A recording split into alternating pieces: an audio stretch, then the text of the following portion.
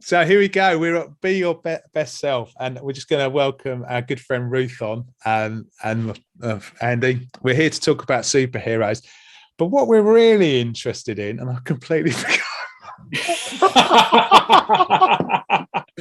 Really interested in is something that I have no idea what it is. What are we doing? Continuous improvement, or like iteratively working on yourself versus like pushing too hard? Yeah. Let's go then. Let's keep going then. So we're going to be doing continuous improvement, and that's because we're going to continuously improve as we do this show. So this is the demo. Here we go.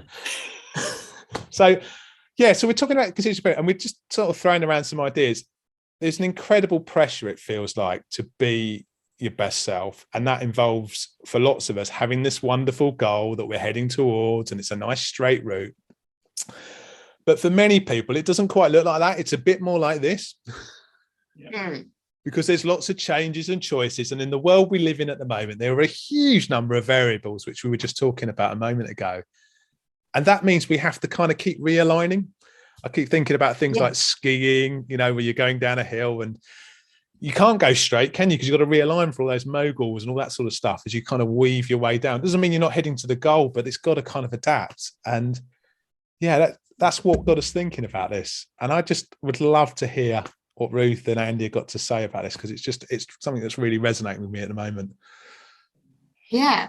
Do you want me to go? Yeah. Yeah, I guess for me, I've had a mixed relationship with goals over my life. Love-hate relationship with goals. And I think goals are really important, but they can turn into an absolute, which I think is what you were talking to there, Nathan, where we get very fixed on where we need to be. And if we don't match up to that, then we're going to be really disappointed.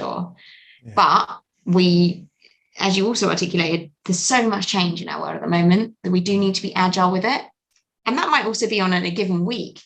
So I do like 5 top goals for the week now, but 2 of them might be personal. For example, say I've got a lot on with my parents or my partner, something like this. I'll put them in there, and I'll put the life admin and stuff all in there too, because for me, this stuff is one thing.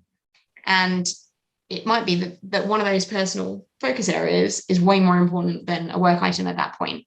And that, for me, that relieves the pressure a little bit than just got to drive the business or something, which it just takes away the kind of love for it as well. I'm hearing holistic all over that.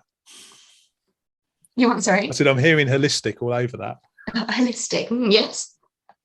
Yeah, it just kind of, we work personal stuff. It is all part of it. Because if you have personal stuff that's bubbling in the background that you're not paying attention to, that is actually the most important thing this week, you're going to face a discordance.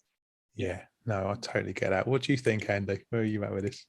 Well, I think the other thing is whether it's personal stuff that's sitting outside of business or business stuff that's sitting outside of personal, because it goes in both directions.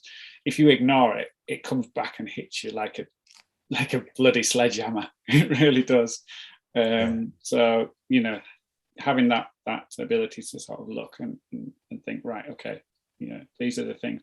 But I think we can all connect with the idea of a goal is a wonderful thing, but it can be quite unproductive if that goal isn't attained in exactly in exactly the way you've perceived it to be. And we're all guilty of thinking, right, okay, this looks like the kind of way I've got to go to get to this thing.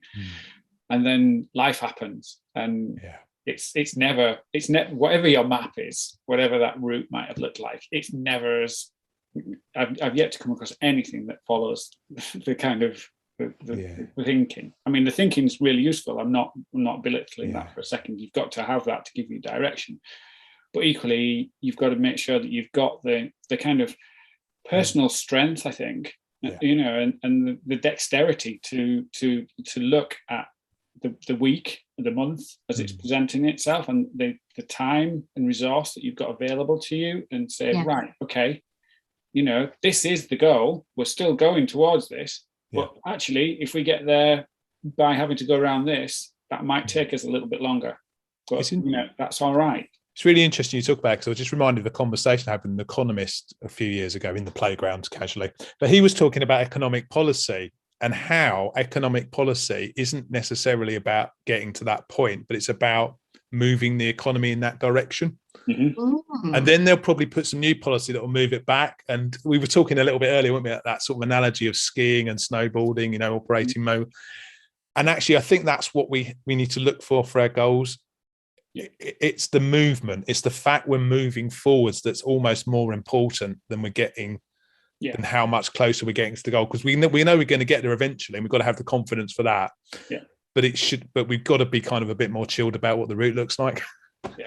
Yeah, because we post also, we're all seeing everybody else's like amazing achievements. You know, everyone sticks when they reach goal. They don't stick go, well, got halfway to a goal, loads of personal shit got in the way, so I had to stop, rewind, start again. Actually, I went a different route. People don't post that, do they? They post like, look at my fantastic achievement. Everyone goes, oh my god, how did you do it? The airbrush life, Ruth. The airbrush life. The beautiful line of straightness. And it's, yeah. And I'll leave you another story on that, because I this is one that really struck me. A friend of mine shared that we've been on holiday one year with this couple, and this couple had the worst time ever. They'd been screaming at each other. They were like camping next to each other, so it was like really quite angry and violent. But then they posted on Facebook these kind of images of the holiday that showed this perfect, idyllic holiday. And I think that's what we see in our goals sometimes, isn't it? Yeah. It's a little bit of the old, should we say, not truth? Well, yeah, I think there's a lot of pressure. Yeah. That just in society in general of what we see as achievement. You know, we touched on this before when we talked about vulnerability and how we kind of vocalize and verbalize some of that. But achievement as well is achievement is putting things on pedestals, and you know, it's only really recognized at the point that you're on that pedestal. But we're also a society that loves to smash stuff to pieces. So the second that those people find themselves on them pedestals, they're then having to defend that space because there's an army trying to smash it apart. Very tricky. I'm just quite conscious of time. We've had a wonderful conversation.